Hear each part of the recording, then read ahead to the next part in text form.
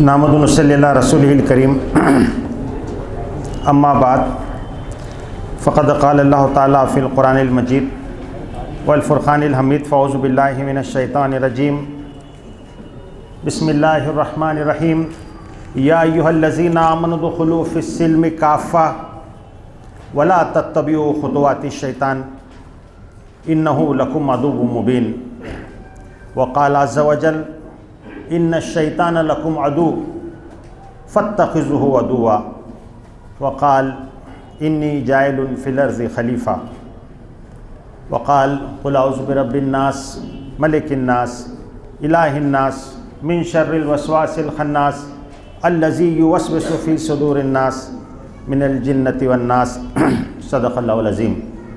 قال النبی صلی اللہ علیہ وسلم بدیع الاسلام غریبا سیعود کما بدا فطوبى للغربہ. صدق رسول اللہ صلی اللہ علیہ وسلم. رب اشرح لی صدری ویسر لی امری واحلل عقدۃ من لسانی یفقہوا قولی. اللہم الہمنا رشدنا اللہم اعذنا من شرور انفسنا اللہم اہدنا الصراط المستقیم آمین یا رب العالمین. تمام شکر و تعریف اللہ رب العالمین کے لیے جو اس کائنات کا خالق مالک حاکم پروردگار ہے، بادشاہی حقیقی ہم سب کا رب ہے. اور درود و سلام ہو حضرت محمد مصطفیٰ رسول اللہ صلی اللہ علیہ وسلم پر، آپ کے اصحاب پر، کہ آپ نے دنیا کو وہ نور دیا، وہ روشنی دی، وہ گائیڈنس دی، وہ ہدایت دی، جینے کا قرینہ سلیقہ اور طریقہ سکھایا، اور پیدا ہونے سے لے کر مرنے تک کے تمام معاملات زندگی اپنے قول سے اور اپنے عمل سے پیش فرما کر دنیا کے سامنے ایک اسوہ، ایک آدرش، ایک نمونہ پیش فرما دیا.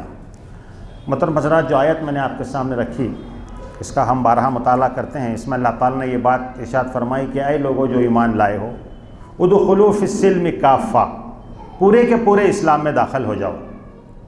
زندگی کا کوئی شعبہ، کوئی گوشہ تمہارا ایسا نہیں رہنا چاہیے کہ جو اسلام کے دائرے سے باہر رہے.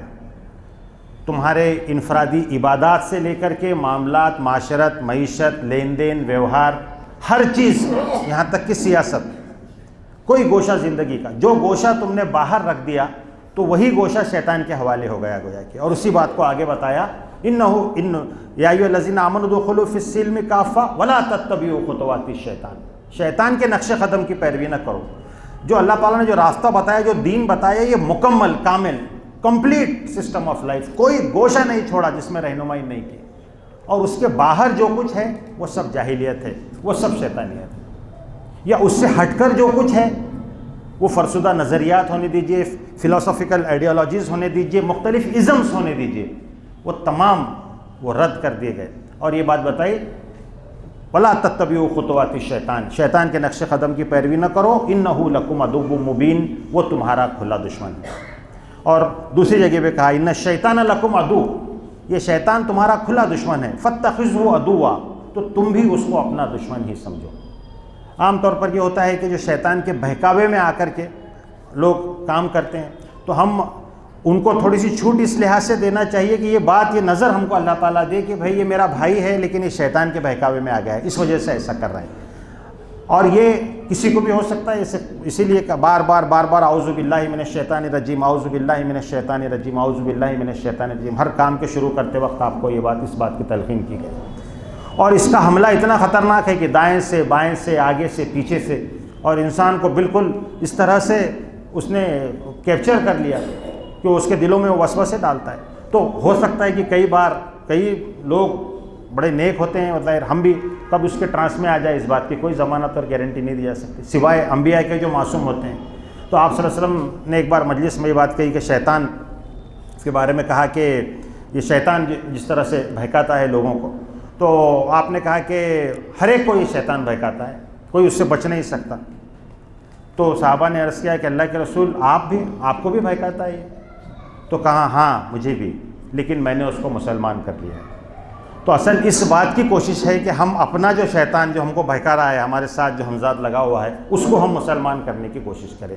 اس حوالے سے اگر آپ دیکھیں تو جو شیطان کی اور ابلیس کی جو انفرادی کوششیں ہیں وہ تو اپنی جگہ ہے، اس کو بہت ہائلائٹ کیا گیا قرآن میں بھی، احادیث میں بھی. لیکن جو اس کی اجتماعی کوششیں ہیں، اس کو حزب الشیطان کہا گیا. الا ان حزب الشیطان، آگاہ ہو جاؤ کہ یہ شیطان کی پارٹی کے لوگ ہیں. اور اس کی جو اجتماعی کوششیں ہیں، جس طرح سے اس نے کام کیا، اس پر یہ نظم جس کا ہم مطالعہ کرنے جا رہے ہیں، اس کی اپنی ایک خاص اہمیت ہے۔ علامہ اقبال نے 1936 میں یہ نظم لکھی، 1936، اور علامہ کا بالکل آخری دور ہے، اور لوگ کہتے ہیں کہ علامہ کے ماسٹر پیس کلام ہے۔ کئی لوگوں نے اس پر ریسرچ کیا، پی ایچ ڈی کی، دنیا کی مختلف زبانوں میں اس کے ترجمے، تراجم اس کے کیے گئے۔ اس میں وہ پورا نقشہ علامہ نے کھول کر کے رکھ دیا۔ اللہ تعالیٰ کچھ اللہ والوں کو ایسی نظر دیتے ہیں کہ وہ ساری چیزیں ان کو گویا کہ دیکھتے ہیں، اور اس طرح سے کچھ پیشن گوئیاں بھی اس کے اندر کی، اور اس طرح ایک پوری طریقے سے جو یہ کارزار حیات میں جو معرکہ برپا ہے خیر و شر کا، اس معرکے کی طرف اشارہ کیا، جس کا آغاز قرآن نے 7 بار آدم اور ابلیس کے قصے سے کیا۔ ایک طرف تو آدمیت ہے، ایک طرف ابلیسیت ہے، اور یہاں پر آنے کے بعد پھر اسی کا ظہور ہم دیکھتے ہیں۔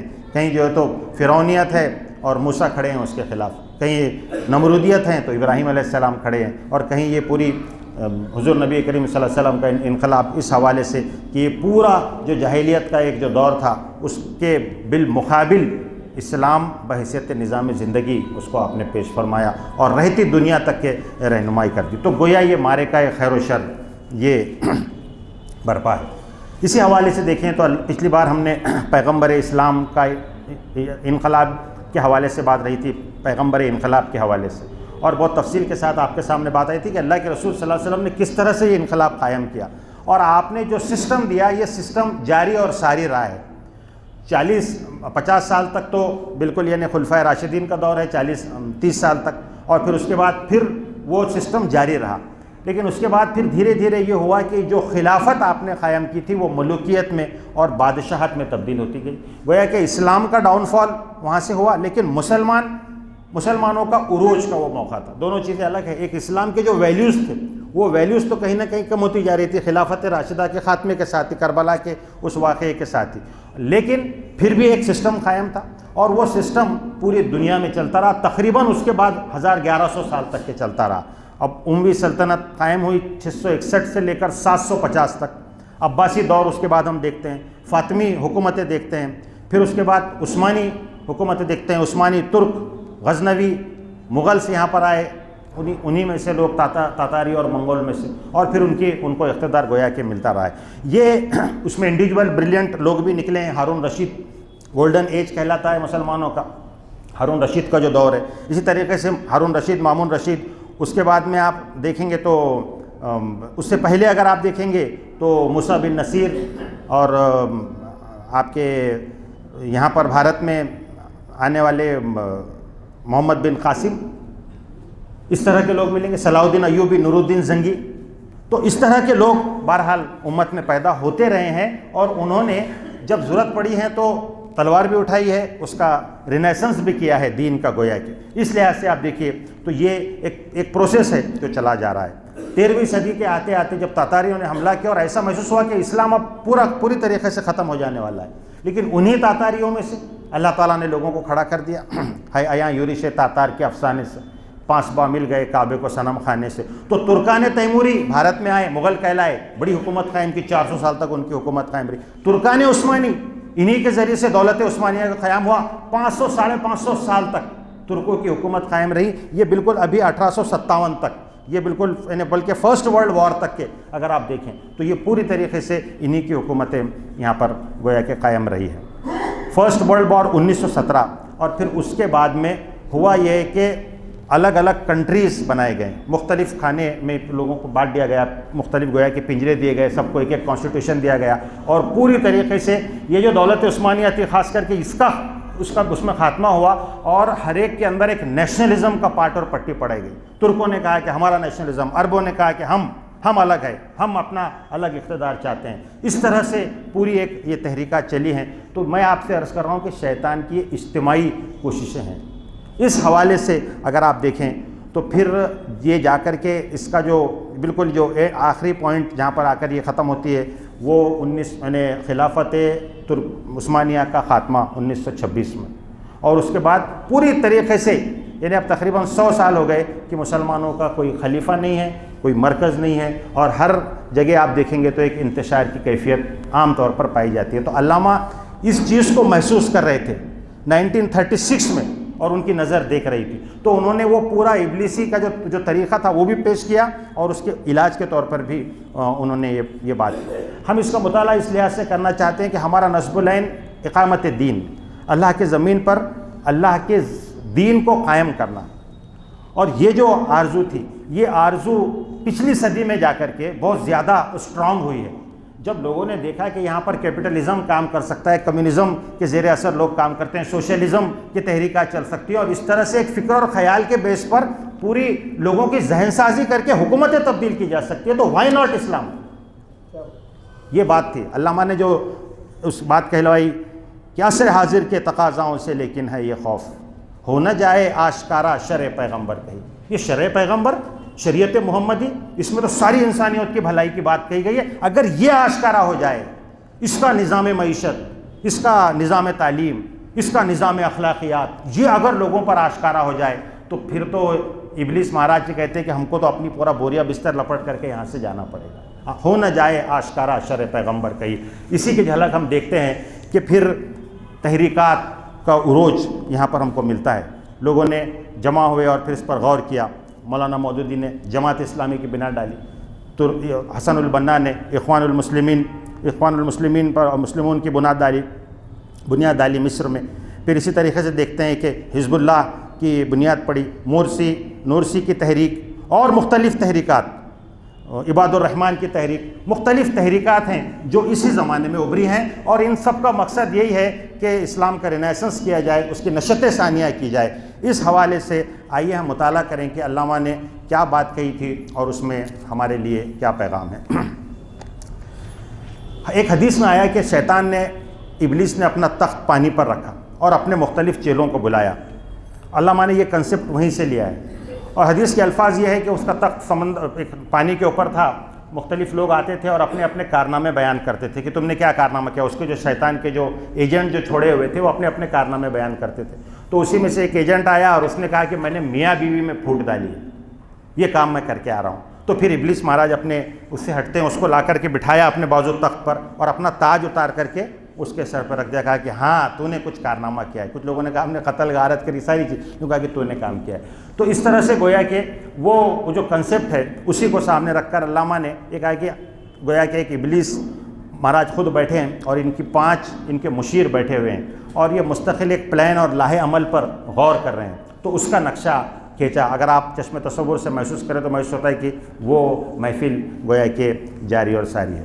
تو اس میں سب سے پہلے خود ابلیس مہاراج خود کھڑے ہوتے ہیں اور اپنا صدارتی کلمات گویا کہ وہ کرتے ہیں، اس کی شروعات ہوتی ہے۔ یہ عناصر کا پرانا کھیل، یہ دنیا دوں، ساکنان عرش اعظم کی تمناؤں کا خون۔ دیکھیں آپ کے پاس وہ دیے ہیں، آپ لوگ اگر اس میں سے 2-4 لوگ مل کر کے اگر دیکھ لیں تو سامنے ٹیکسٹ رہے تو اچھا ہوتا ہے۔ ایک پیرا ہم پڑھیں گے انشاءاللہ، اس کا ترجمہ کریں گے اور پھر آگے بڑھیں گے، تو جب ایکسپلینیشن ہو تو آپ میری طرف توجہ کیجئے، پڑھتے وقت آپ وہاں دیکھ سکتے ہیں۔ یہ عناصر کا پرانا کھیل، یہ دنیائے دوں، ساکنان عرش اعظم کی تمناؤں کا خون، اس کی بربادی پہ آج آمدہ ہے وہ کارساز جس نے اس کا نام رکھا تھا جہان کاف و نوں۔ میں نے دکھلایا فرنگی کو ملوکیت کا خواب، میں نے توڑا مسجد و دیر و کلیسا کا فسوں۔ اس میں شروع کا جو یہ پیرا ہے، اس میں ابلیس مہاراج اپنے کارنامے بیان کر رہے ہیں، میں نے ایسا کیا، میں نے ایسا کیا، میں نے ایسا کیا۔ اسی لیے ہم کہتے ہیں کہ بار بار میں ہم بھی کیا ہوتا تھوڑا سا کام کرتے اور بڑھاتے زیادہ، یہ خاص ان کا انداز ہے، لافظنی کہتے ہیں اس کو، خود کی تعریف کرنا، خود کے بارے میں بڑا چڑھا کر کے باتیں کرنا۔ تو یہ کہا عناصر کا پرانا کھیل، یہاں سے آغاز کیا۔ عناصر، یہ دنیا یہ مختلف کیمیکلز اور اس سے بنی ہے، مٹیریل سے بنی ہے، تو کہا کہ پرانا کھیل ہے، ہوا، آگ، پانی، مٹی، اس سے یہ دنیا بنی ہے۔ اس میں 2 ایک بہت علمی بحثیں ہیں جس میں یہ بات آئی ہے کہ مادہ اور خود ذات باری تعالیٰ، اس میں مادہ بھی قدیم ہے اور ذات بھی قدیم ہے۔ یہ ایک لمبی بحث ہے کہ اللہ بھی موجود تھا اور مادہ بھی موجود تھا اور اس سے بنایا۔ تو یہ ابلیس اس کو ماننے کو تیار نہیں ہے کہ اللہ تعالیٰ نے بنایا، بلکہ وہ یہ کہہ رہا ہے کہ عناصر کا پرانا کھیل ہے یہ۔ اور دنیا کے بارے میں کرے، دنیا دوں، بہت پست ہے یہ دنیا اس نے کس کے ساتھ وفا نہیں کی، کیونکہ آگے کے جملے میں اس کی وضاحت کر رہا ہے، ساکنان عرش اعظم کی تمناؤں کا خون۔ یہ اس لیے ہے کہ ساکنان عرش اعظم کی تمناؤں کا خون ہو گیا اس کے بنتے ہی، دنیا بنی، اور جب دنیا میں خلافت کی باری آئی تو ساکنان عرش اعظم یعنی فرشتے اور جنات جو تھے وہاں پر، وہ یہ امید کر رہے تھے کہ اس کی خلافت ہم کو ملے گی، یہاں پر ہم کو ملے گی. لیکن ہوا کیا؟ اللہ تعالیٰ نے فیصلہ فرمایا انی جاعل فی الارض خلیفہ، میں جو تو ان زمین میں خلیفہ بنانے والا ہوں، اور آ کر کے آدم علیہ السلام کو لا کر کے کھڑا کر دیا. گویا کہ ہماری جو تمنائیں تھیں وہ تمناؤں کا خون ہو گیا. اس میں یہ معاملہ ہے، دنیائیں دو ہیں، عرش اعظم کی تمناؤں کا خون. اس کی بربادی پہ آج آمدہ ہے وہ کارساز جس نے اس کا نام رکھا تھا جہان کاف و نون. ایسا محسوس ہوتا ہے کہ یہ جو دنیا جو بنائی گئی تھی اس کی اب بربادی اور اس کو ختم کرنے پر وہ کارساز تلا ہوا ہے. یہ بات بہت سارے مفکرین نے کہی ہے کہ we are living in end times. یہ جو اب انسانی جو قافلہ یہ اپنے آخری پڑاؤ کی طرف جا رہا ہے. خود آپ صلی اللہ علیہ وسلم نے فرمایا کہ میں اور قیامت اس طرح سے ہیں، میری بعثت اور قیامت اس طرح سے، دونوں انگلیاں آپ نے ملا کر کے بتائی. تو اس کو بھی یہ بات محسوس ہو رہی، اور ظاہر ہے کہ ابلیس کے لیے جو موقع ہے تو وہ موقع اس قیامت تک کے ہے. تو اس کو یہ بھی محسوس ہو رہا ہے کہ اب یہ جو بازی ہے یہ بازی شاید میں ہار رہا ہوں یا ہارنے کے قریب ہے. لیکن بہرحال وہ اپنے لوگوں کو حوصلہ دلا رہا ہے اور یہ کہہ رہا ہے کہ یہ دنیا جس کا اس نے یہ جہاں جس کا اس نے نام رکھا تھا کاف و نون، یہ جہاں اس نے کاف اور نون کن، کلمہ کن سے اس کو پیدا کیا ہے نا. جب اللہ تعالیٰ کسی چیز کا ارادہ کرتے ہیں تو کہتے ہیں کن ہو جا، تو وہ ہو جاتی ہے. اس طرف اشارہ کیا. اب پھر خود نے کیا کیا کارنامے کیے اس کے طرف بات بتا رہا ہے، خود کی بڑائی کر رہا ہے. میں نے دکھلایا فرنگی کو ملوکیت کا خواب، میں نے توڑا مسجد و دیر و کلیسا کا فسو. یہ فرنگیوں کو ملوکیت کا خواب، برٹش امپیریلزم، کوئن وکٹوریا، اور اس کے ذریعے سے پوری طریقے سے دنیا کے اوپر قبضہ کر دینا، یہ خواب میں نے دکھلایا ہے ان کو. اور میں نے توڑا مسجد و دیر و کلیسا کا فسو. اور اس کے ساتھ ساتھ میں نے اس طرح سے پٹی پڑھائی کہ علم کی ایسی چیزیں ان کو بتانا شروع کر دی، گویا کہ علم کا وہ پہلو ان کے سامنے لایا کہ وہ خود اپنے مذہب سے، اپنے دھرم سے بیزار ہو گئے. اور آپ جانتے ہیں کہ وہ پورا اشارہ اس طرف ہے کہ جو کچھ رینیسنس کا جو معاملہ ہوا ہے تو اس میں مسجد چرچ کا جو رول رہا ہے، مذہب کا جو رول رہا ہے، اور جس طرح سے مذہب نے ایک دقیانوسی رول اختیار کیا، اس طرف بھی اس نے اشارہ کیا کہ میں نے اس طرح کر دیا کہ اگر ہوگا بھی خدا کہیں تو خدا مسجد میں ہوگا، اگر ہوگا بھی کہیں تو چرچ میں ہوگا، لیکن باقی ساری طرف میری حکومت اور میری حکمرانی گویا کہ چلے گی. پھر اور دوسرا میں نے کیا کیا؟ میں نے ناداروں کو سکھلایا سبق تقدیر کا، میں نے منم کو دیا سرمایہ داری کا جنوں. میں نے جو نادار لوگ تھے ان کو تقدیر کا سبق پڑھا دیا. تمہاری قسمت ہی ایسی ہے، تم غلام ہو، غلامی پہ راضی ہو جاؤ، صبر کر لو. اس طرح کی باتیں کہ تقدیر میں لکھا ہوا ہے تمہارے. تو اس طرح سے عام جو لوگ تھے وہ اس پر راضی ہو گئے. ٹھیک ہے بھائی، چلو یہ حکومت کے لیے ان کو بنایا گیا، کسی کو کہا گیا کہ اونچے دھرم کے تو یہ ہمارے پر حکومت کریں گے، ہم تو نچلے کاسٹ کے ہیں. اس طرح سے میں نے گویا کہ پٹی پڑھائی اور تقدیر کا ایک غلط جو تصور تھا وہ ان کے سامنے ڈالا ہے نا. علامہ اس بات کے قائل نہیں. علامہ کہتے ہیں کہ انسان کو تقدیر ایک ہے لیکن اس کو تدبیر کا بھی اختیار دیا گیا ہے. تقدیر شکن قوت باقی ہے ابھی اس میں، ناداں جسے کہتے ہیں تقدیر کا زندہ نہیں. تم اس کو تقدیر کا قیدی سمجھ رہے ہو لیکن اس میں ابھی وہ تقدیر کو توڑنے والی قوت اس کے اندر باقی ہے. تقدیر شکن قوت باقی ہے ابھی اس میں. تو بہرحال کہتا ہے کون کر سکتا ہے اس کی آتش سوزاں کو سرد، جس کے ہنگاموں میں ہو ابلیس کا سوزے دروں، جس کی شاخیں ہو ہماری آبیاری سے بلند، کون کر سکتا ہے اس نخل خون کو سر نہ دو. اب یہ بتا رہے ہیں کہ تم گھبرانے کی ضرورت نہیں ہے، ہمارا جو کچھ ہے we are very much in control, ہمارا پوری طریقے سے کنٹرول ہے. کیونکہ آتش سوزاں یہ ابلیس خود آگ سے بنا ہوا ہے، اور جو آگ میں نے لگائی ہے تم ایسا مت سمجھو کہ اتنی آسانی سے یہ آگ بجھ جائے گی. بہت محنت کی ہے میں نے. ظاہر آپ تصور کیجئے کہ سارے وہ نائٹ کلبس، سارا وہ کلچر، ساری چیزیں جو کچھ میں نے دیے تو آپ تم کیا سمجھتے ہو ایسے ختم ہو جائے گا؟ تو آتش سوزاں جو ہے یہ آسانی سے سرد ہونے والی نہیں ہے. اور اس میں ابلیس کا سوزے درو، اندرونی سوز کام کر رہا ہے. بہت میں نے خون جگر ڈال کر کے اس کو بنایا ہے تو یہ اتنے آسانی سے ختم نہیں ہوگی. اور جس کی شاخیں تم دیکھ رہے ہو کہ ہم نے پوری طریقے سے ان پر قبضہ کر رکھا ہے، اور ہماری آبیاری، ہمارے سیراب ہونے سے یہ شاخیں یہ دیتی، یہ درخت، یہ تناور درخت یہ اتنے آسانی سے گرنے والا نہیں، کسی کی مجال نہیں ہے کہ وہ اس کو توڑ سکے. یہ ابتدائی جو ہوتے ہیں آپ کا افتتاحی کلمات جس کو آپ کہتے ہیں، اس طرح سے اس نے اپنی بات رکھی. پھر اس کے بعد پہلا مشیر کھڑا ہوتا ہے اور وہ اپنی بات رکھتا ہے. اس نے کہا کہ اس میں کیا شک ہے کہ محکم ہے ابلیسی نظام، پختہ تر اس سے ہوئے غلامی میں عوام، ہے ازل سے ان غریبوں کے مقدر میں سجود، ان کی فطرت کا تقاضا ہے نماز بے قیام، آرزو اول تو پیدا ہو نہیں سکتی کہیں، ہو کہیں پیدا تو مر جاتی ہے یا رہتی ہے خام. یہ بات ان کو سمجھائی کہ ہم نے جو دیا یہ تو یہ پورا ایک نظام دیا، سیاسی سطح پر سیکولرزم، معاشی سطح پر سود اور فری مارکیٹ، اور اس کے ساتھ ساتھ فحاشی، اوریانی، ایڈورٹائزمنٹ انڈسٹری، مال، یہ مال کلچر، یہ آئیکانس اور یہ پوری چیزیں جو ہم نے دی ہے، تو یہ اس سے جو غلام ہے وہ غلامی میں پختہ تر ہوتے چلے گئے، ان کو بڑا مزہ آ رہا ہے اس کے اندر، وہ راضی ہے اس پر۔ تو اب یہ ہم نے جو کارنامہ انجام دیا ہے، پہلے مشیر صاحب کہہ رہے ہیں کہ ابلیس کا جو نظام ہے یہ بہت پختہ ہے، اتنا آسان نہیں ہے اس کو توڑنا، اس کو سپورٹ کر رہے ہیں، گویا کہ ابلیس کے ہاں میں ہاں ملا رہے ہیں، اور اس سے عوام جو ہے تو غلامی میں پختہ تر ہوتے چلے جا رہے ہیں نا۔ جیسے ابھی بات کہی کسی نے کہ صاحب جو 1.5 GB کا فری ڈاٹا ملنا چاہیے بھلے کھانے کو ہو یا نہ ہو، تو یہی ان کے چیلے یہاں پر بھی اسی کر رہے ہیں کہ صاحب آپ جو ہے تو کھانے کو ہی نہیں، لیکن 1.5 GB ڈاٹا ہے، بیٹھے ہوئے لے کر کے، کیا نوکری نہیں مل رہی، یہ نہیں مل رہی، کوئی چیز کی پرواہ نہیں۔ تو ہم نے اس طرح سے سسٹم بنایا ہے کہ غلام ہوئے غلامی میں پختہ تر ہوتے چلے جا رہے ہیں۔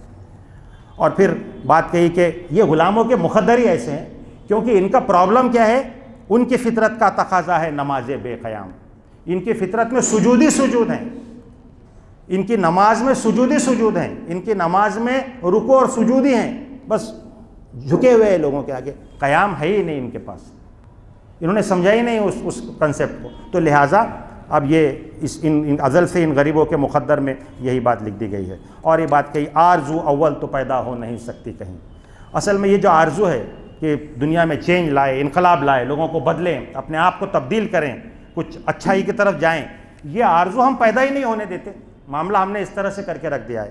اور پیدا اگر ہو بھی جائے تو مر جاتی ہے یا رہتی ہے خام، ایک آرزو سے رہتی ہے، ہاں صاحب کچھ کرنا چاہیے، لیکن غم دنیا اور کاردار دنیا اتنے ہیں کہ کس کو فرصت ملے اور کون ان سیریس چیزوں کی طرف سوچے، ہے نا۔ علامہ نے بات کہی تھی، یہ مصرع لکھ دیا کس شوخ نے محراب مسجد پر، یہ ناداں گر پڑے سجدوں میں جب وقت قیام آیا۔ تو یہ معاملہ ایسا ہے کہ یہ سجود کرتے ہیں، ان کو کرنے دو، نمازیں ان کی بے اثر، ان کا قیام بے حضور، ان کی نماز پڑھنے دو، ان کو کام میں لگے رہنے دو، تمہارا کام تم کرتے رہو، دنیا کے اوپر تمہاری حکمرانی، تمہاری آئیڈیالوجی، اس کا تسلط گویا کہ ہوتا رہے۔ وہ مشیر ابھی آگے کنٹینیو کر رہے ہیں، یہ ہماری صحیح و پیہم کی کرامت ہے کہ آج صوفی و ملا ملوکیت کے بندے ہیں تمام۔ تیسرا ڈائمنشن اس کو ایڈ کیا کہ ہم نے جو یہ کام کیا ہے اس میں صوفی اور ملا جو مذہبی جو طبقہ ہے اس کو ہم نے اپنے انڈر میں لے لیا ہے، اور یہ گویا کہ ملوکیت کے بندے ہیں، صوفی اور ملا ملوکیت کے بندے ہیں تمام۔ اور وہ وہی بات کہتے ہیں، مذہب کا انہوں نے ایسی تعویلات پیش کی، ایسی فقہی چیزیں نکالی کہ جائز کر دیا کہ صاحب نہیں، ہم کو ریوولٹ نہیں کرنا چاہیے، یہ جو ہے تو وقت کے جو حکمراں ہیں چاہے کیسے بھی ہو، تم کو کفر کا تھوڑی حکم دے رہے ہیں، تم کو ان کے خلاف بغاوت نہیں کرنا چاہیے، ان کی اطاعت کرنا چاہیے۔ سود جائز ہونے کے فتوے یہاں پر دیے گئے، اور اس طرح سے ایک پورا جو جاگیردارانہ جو ایک نظام تھا جو چل رہا تھا اس کے فیور میں فتوے دیے گئے۔ یہ کس نے دیا؟ یہ ہمارے سارے پورے سو کالڈ جو علماء حضرات تھے انہوں نے دیا۔ اکبر کو کس نے پٹی پڑھائی؟ اکبر کے بارے میں آتا کہ 14-15 سال تک بہت الگ آت تھا، لیکن پھر بعد میں پھر ابو الفضل فیضی اور دوسرے لوگوں نے آ کر کے اس کو جب پٹی پڑھائی تو وہ چلے گئے۔ تو بہرحال یہ جو ہے تو یہ ہم نے اس طرح سے ان کو بتا دیا ہے، دین کا ایک ایسا تصور ان کے سامنے رکھ دیا، ایک جامع تصور، اس کی وجہ سے وہ اب کچھ نہیں کر سکتے، اور اس کے لیے ملا اور صوفی ان کی ہم نے گویا کہ مدد لی۔ علامہ نے بات کہی تھی، ملا کو جو ہے ہند میں سجدوں کی اجازت، سجدے کی اجازت، ناداں یہ سمجھتا ہے کہ اسلام ہے آزاد۔ سرکاری اور درباری علماء، پینشن ملتی رہے، تنخواہ ملتی رہے، بس سب اوکے، کوئی پرابلم نہیں۔ آپ کیا امید کرتے ہیں وہ بغاوت کرے گا؟ وہ کچھ بحق بات کہہ سکے گا؟ کبھی نہیں کہہ سکتا ہو۔ تو یہ بات کہی۔ طب مشرق کے لیے موضوع یہی افوین تھی، ورنہ قوالی سے کچھ کمتر نہیں علم کلام۔ ہم نے ان کو قوالی دی، علم کلام دیا، اور یہ اسی کے نشے میں گویا کہ یہ مست ہے طواف و حج کا ہنگامہ اگر باقی تو کیا، کند ہو کر رہ گئی مومن کے تیغے بے نیام، کس کی نو امیدی پہ حجت ہے یہ فرمان جدید، ہے جہاد اس دور میں مرد مسلمان پر حرام۔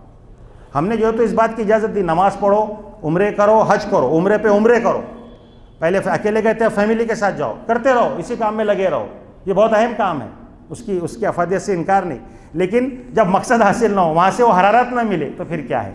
پھر کیا ہے؟ صرف ایک رسم تو رہ گئی، رسم ازا روح بلالی نہ رہی، اور فلسفہ رہ گیا، تلقین غزالی نہ رہی۔ تو اس طرح سے معاملہ ہے۔ تو کچھ قوالیوں میں لگے، کچھ حال مست ہے، کچھ مال مست ہے، ہر آدمی اپنے اپنے اس میں لگا ہوا ہے۔ تو یہ دین کی فکر کون کرے؟ اس کی دعوت کون پہنچائے؟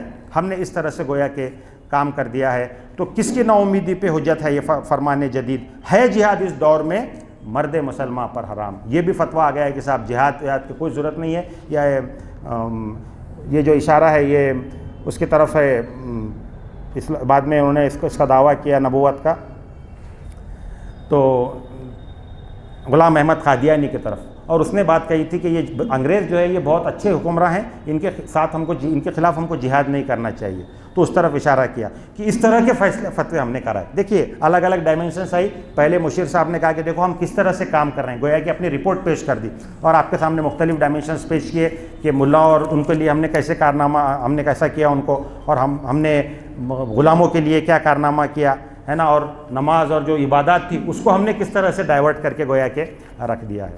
اب دوسرا مشیر کھڑا ہوتا ہے، وہ کہتا ہے خیر ہے سلطانی جمہور کا غوغا کہ شر، تو جہاں کے تازہ فتنوں سے نہیں ہے باخبر۔ یہ دوسرا مشیر اس کو پہلے مشیر کو خطاب کر کے کہتا ہے، تو جانتا نہیں ہے کہ یہ سلطانی جمہور جو ہے، ڈیموکریسی، تو یہ خیر ہے یا شر ہے، یہ تجھے معلوم نہیں ہے، تو جہاں کے تازہ فتنوں سے ابھی واقف نہیں ہے۔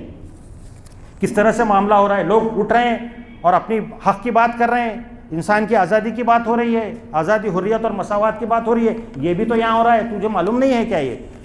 تو پہلا مشیر کہتا ہے ہوں مگر میری جہاں بینی بتاتی ہے مجھے، میں جانتا ہوں لیکن میں نے بھی دنیا دیکھی ہے، تو کیا سمجھ رہا ہے؟ میری جہاں بینی بتاتی ہے مجھے، جو ملوکیت کا ہو ایک پردہ، جو ملوکیت کا ایک پردہ ہو کیا اس میں خطر؟ یہ جو ڈیموکریسی تم دیکھ رہے ہو، یہ سو کال ڈیموکریسی، یہ ملوکیت کا ہی ایک پردہ ہے، اسی کا ایک شاخ ہے گویا کہ۔ ہم نے خود شاہی کو پہنایا ہے جمہوری لباس، جب ذرا آدم ہوا ہے خود شناس و خود نگر۔ یہ ہم نے خود پہنایا ہے شاہی کو جمہوری لباس۔ پہلے بادشاہت تھی تو بادشاہت کو لوگ مانتے نہیں، تو ہم نے کیا کیا؟ اب ہم نے کہا جمہور کی بادشاہت سب مل کر کے کریں، اور پھر اس کے اندر جو کچھ تماشے ہوتے ہیں آپ جانتے ہیں، سارا وہ پورا یعنی وہ ووٹ بینک کی جو کچھ راجنیتی ہوتی ہے، اس کے لیے ووٹ خریدنا اور اس کے لیے جو کچھ تماشے ہوتے ہیں، جو کچھ چیزیں ہوتی ہیں، تو کہا کہ ہم نے یہ خود کیا ہے، ہم نے خود شاہی کو جمہوری لباس پہنایا ہوا ہے۔ یہ ڈیموکریسی جس کو تم سمجھ رہے ہو، democracy is very much our under control, یہ ہمارے ایجنٹ ہیں، ہم کہاں اس پہ کام کر رہے ہیں، ہمارا کنٹرول ہے اس پہ، فکر مت کرو۔ کاروبار شہریاری کی حقیقت اور ہے، یہ وجود میر و سلطان پر نہیں ہے منحصر۔ ارے اس بات کو سمجھو کہ کاروبار شہریاری یہ ایک مائنڈ سیٹ ہے، یہ مائنڈ سیٹ جب جس کے اندر ڈال دے تو پھر وہ اقتدار کے خاطر وہ سب کچھ کرے گا، ہم اس سے جیسا کرنا چاہتے ہیں کروانا چاہتے ہیں، اس میں کوئی ہم کو فکر کرنے کی ضرورت نہیں ہے۔ دیکھیے اگر ڈیموکریسی اسلامک ڈیموکریسی ہو تو حضرت عمر کی جیسی شخصیت بھی وہاں پر مل سکتی ہے آپ کو، اور اگر وہی ڈیموکریسی کتنی بھی اچھی ہو تو وہاں سے ویسے ہی بش اینڈ بلیئرس نکلیں گے کہ جو جا کر کے لاکھوں لوگوں کو مار ڈالیں گے اور ان کو کسی بات کا اس کو پرواہ اور ان کو افسوس بھی نہیں ہوگا۔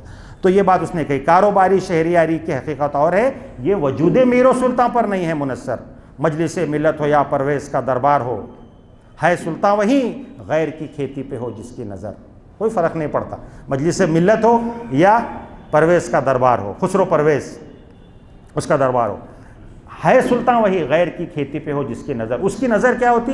دوسروں کے مال پر، دوسروں سے ٹیکس وصول کرو، ان کے اوپر لگاؤ جی ایس ٹی لگاؤ، یہ لگاؤ اور کون کون سے ٹیکس لگاؤ اور ان کا مال وصول کرو۔ اصل وہ ہے بادشاہ، بادشاہ خود کو کہلاتا ہے لیکن سب سے بڑا فقیر ہوتا ہے، کیونکہ غیر کی کھیتی پر گویا کہ اس کی نظر ہوتی ہے۔ تو نے کیا دیکھا نہیں مغرب کا جمہوری نظام، چہرہ روشن اندرون چنگیز سے تاریخ تک۔ میں کہتا ہوں کہ اس پہ کچھ وہ کہنے کی ضرورت نہیں، آپ حضرات جانتے ہیں جس طرح سے ہوا ہے، اور پورا ورلڈ وار 1 اور اس کے بعد پھر یہ علامہ کے اس کے بعد یہ ورلڈ وار 2، ان کے جو ڈبل اسٹینڈرڈس اس سلسلے میں آتے ہیں، سامنے کچھ اور باتیں کریں گے بڑے انسانیت کی، ہیومن رائٹس کی، لیکن جب ہیومن رائٹس پامال ہوں گے کوئی پرواہ نہیں، باتیں کریں گے بڑی ڈیموکریسی کی، لیکن کچھ کنٹریز میں سعودی عرب ہے، یہ وہ چاہتے ہیں کہ وہاں ڈیموکریسی آئے نہیں، ہمارے پپٹ رولرس ہو، یا ڈیموکریسی کے ذریعے سے ہم جن کو بٹھائیں وہ بھی ہمارے پپٹ ہو۔ اس کی اخوان آپ کے سامنے پوری مثال محمد مرسی کی مثال آپ کے سامنے موجود ہے۔ تیسرا مشیر کھڑا ہوتا ہے، وہ کہتا ہے روح سلطانی رہے باقی تو پھر کیا اضطراب۔ اصل چیز روح سلطانی ہے، روح سلطانی رہے باقی تو پھر کیا اضطراب ہے، مگر کیا اس یہودی کی شرارت کا جواب، وہ کلیم بے تجلی وہ مسیح بے صلیب، نیست پیغمبر وہ لیکن در بغل دارس کتاب۔ کیا بتاؤں کیا ہے کافر کی نگاہ پردہ سوز، مشرق و مغرب کی قوموں کے لیے روز حساب، اس سے بڑھ کر اور کیا ہوگا طبیعت کا فساد، توڑ ڈالی بندوں نے آقاؤں کے خیموں کی تناب۔ اب اس نے کہا کہ تیسرا مشیر کھڑا ہونے کہا کہ ٹھیک ہے تم ڈیموکریسی کے بارے میں کہہ رہے ہو یہ خطرہ نہیں ہے، سب اپنے لوگ ہیں، لیکن ایک اور ایک خطرہ ابھر رہا ہے، اس کی شاید تم کو اندازہ نہیں ہے، اور وہ کیا ہے؟ وہ کمیونزم کا خطرہ ہے۔ اور جس طرح اشارہ کیا کہ وہ کلیم بے تجلی، وہ مسیح بے صلیب۔ حضرت موسیٰ علیہ السلام نے اپنے قوم کے لیے کام کیا تھا اور عیسیٰ علیہ السلام نے قوم کے کو اپلفمنٹ کرایا تھا، لیکن یہ تو ایسا ہے کہ یہ نہ اس کے پاس تجلی ہے، بے تجلی ہے، اور مسیح صلیب بھی نہیں ہے اس کے پاس، لیکن اس کے پاس کیا ہے؟ نصف پیغمبر بھی نہیں ہے، لیکن در بغل دارت کتاب، لیکن اس کے بغل میں کتاب موجود ہے، داس کیپٹا۔ اس کی طرف اشارہ ہے کارل مارکس، یہودی، جرمن میں یہ رہا 1818 سے 1883، جب جرمنی نے نکال دیا ان کو وہاں سے تو انگلینڈ گئے، اور انگلینڈ میں جا کر کے یہ کتاب لکھی ہے داس کیپٹا، اور اسی کے ذریعے سے 1717 میں رشیا کا وہ ریڈ انقلاب، لال انقلاب، ریڈ ریولیوشن، بولشیوک ریولیوشن جس کو آپ کہتے ہیں، وہ برپا ہوا ہے۔ اور جو ویلیوز دی تو ظاہر ہے کہ ویلیو ایسی تھی کہ صاحب ایکول اپرچونیٹیز ہونا چاہیے، سوشل جسٹس پریویل کرنا چاہیے، اس طرح سے بات تھی، اور کیپٹلزم کی عین ضد تھی، جاگیردارانہ جو نظام تھا اس کے عین خلاف یہ بات تھی کہ مزدور اور جاگیردار یہ دونوں برابر ہیں۔ تو اس طرح سے گویا کہ اس نے ایک نیا ایک فساد برپا کر دیا۔ یہ کہہ رہے ہیں اب اس کا کیا جواب ہے؟ اب یہ ایک نئی چیز آ رہی ہے، گویا کہ اگر آپ کمیونزم کو سمجھنا چاہیں تو لا الہ ہے، کوئی الہ نہیں، صرف لا الہ الا اللہ، یہ ہمارا کلمہ ہے، اور یہ کلمہ انسان کو گویا کہ اس انقلاب کے لیے تیار کرتا ہے۔ انقلابی کلمہ ہے، ہم نے تفصیل سے پچھلی بار اس کے بارے میں بات کہی تھی۔ انہوں نے صرف آدھا کلمہ پڑھا لا الہ، لیکن اس کے نتیجے میں اس کیفیت کے ساتھ سرشار ہے کہ اپنا سب کچھ لگا دینے کے لیے تیار ہے۔ آپ دیکھیے وہ پورا جو روس کا جو انقلاب جو آیا ہے اور اس میں جس طرح سے قربانیاں پیش کی ہیں، حیرت ہوتی ہے کہ ایسی قربانیاں پیش کر سکتا ہے۔ ان کو خدا کے وجود پہ یقین نہیں، خالصتاً انسان کو برابری کا درجہ دلانے کے لیے، ہیومن رائٹس کے لیے، اور جو کچھ ان کے نظریات جس کو انہوں نے حق سمجھا تھا اس کے خاطر جو کچھ قربانیاں پیش کی ہے، بہت غیر معمولی ہے۔ تو یہ اس طرف اشارہ کیا، وہ کلیم بے تجلی، وہ مسیح بے صلیب، نیست پیغمبر وہ لیکن در بغل دارت کتاب۔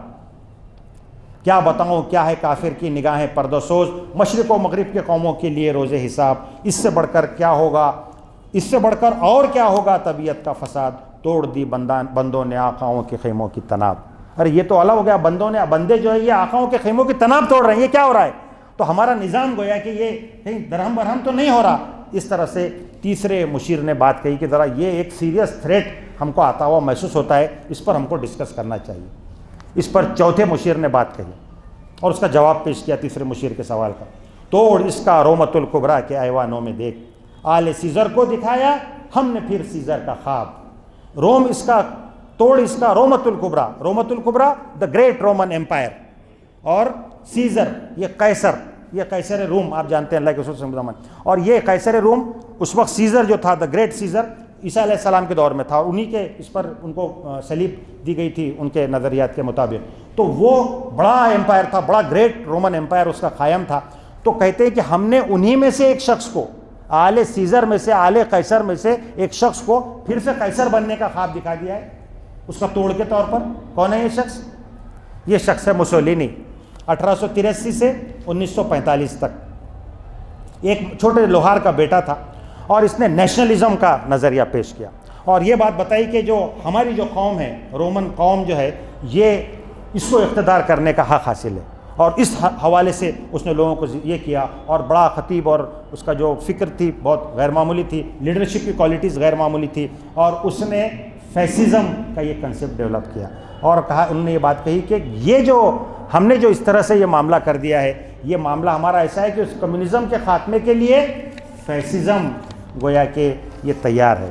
تو جو نظریات سے جو کیپٹلزم پہلے نکلا تھا اور وہ سیکولرزم کی طرف اس کو تھریٹ محسوس ہو رہا تھا، اس کو توڑنے کے لیے فیسزم کی ایک طاقت گویا کہ یہ ہمارے پاس موجود ہے۔ اس نے بڑا بحری بیڑا بنایا تھا، اٹلی کی اس کی جو اس کا سمندری جو بیڑا تھا، نارتھ افریقہ پر اس نے حملہ کر کے لیبیا پہ قبضہ کیا، تو بہت غیر معمولی وہ بیڑا تھا۔ اس کی طرف اشارہ کیا، کون بحر روم کی موجوں سے ہے لپٹا ہوا، گاہ بالت چو صنوبر گاہ نالت چو رباب، یعنی کبھی سرو کی طرح وہ اونچا اٹھتا ہے اور کبھی رباب کی طرح وہ نالا کرتا ہے. اس طرح کی وہ گویا کہ شخصیت, اس کے بیڑے کے بارے میں بھی اور خود مسولینی کے بارے میں بھی.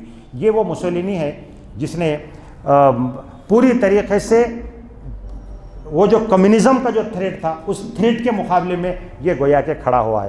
اور پھر اس کے بارے میں تیسرے مشیر نے کہا, میں تو اس کی عاقبت بینی کا کچھ قائل نہیں جس نے افرنگی سیاست کو کیا یوں بے حجاب. یہ جو شخص ہے, تم کہہ رہے ہو ٹھیک ہے کہ کمیونزم کے لیے ہم نے اس کو توڑ کے طور پہ اس کو کھڑا کیا ہے, لیکن اس نے ہماری افرنگی سیاست کی بھی تو دھجیاں بکھیر دی ہے. یہ ہم پر بھی حملہ ہو رہا ہے اور ہمارے لیے بھی یہ تھریٹ ہے. اس کے بارے میں تم کیا کہتے ہو؟ اس پر جو علامہ اقبال نے ایک نظم لکھی ہے مسولینی پر, بہت غیر معمولی ہے, اور اس میں یہ جو تھریٹ جس کی طرف اس مشیر نے اشارہ کیا, علامہ نے اس کو کھول کر رکھ دیا. مسولینی کے زبان سے علامہ کہہ رہے ہیں, یا علامہ کی زبان سے مسولینی کہہ رہا ہے, کیا زمانے سے نرالے ہیں, کیا زمانے سے نرالا ہے مسولینی کا جرم, بے محل بگڑا ہے معصومان یورپ کا مزاج. یہ یورپ کے بڑے معصوم بیٹھے ہوئے ہیں کہ جب میں یہ حرکتیں کر رہا ہوں, میں جب بیڑا بہنے بحری بیڑا بنا اور حملہ کر رہا تو ان کو بڑا برا لگ رہا ہے. کیا زمانے سے نرالا ہے مسولینی کا جرم, بے محل بگڑا ہے معصومان یورپ کا مزاج. میں پھٹکتا ہوں تو چھلنی کو برا لگتا ہے کیوں, ہے سبھی تہذیب کے اوزار, میں چھلنی تو چھاج. تم نے لوٹے بے نواس, تم نے لوٹے بے نوا صحرا نشینوں کے خیام, تم نے لوٹی قسط دہکا, تم نے لوٹے تخت و تاج. پردہ تہذیب میں غارت گری آدم کشی, کل روا رکھی تھی تم نے, میں روا رکھتا ہوں آج.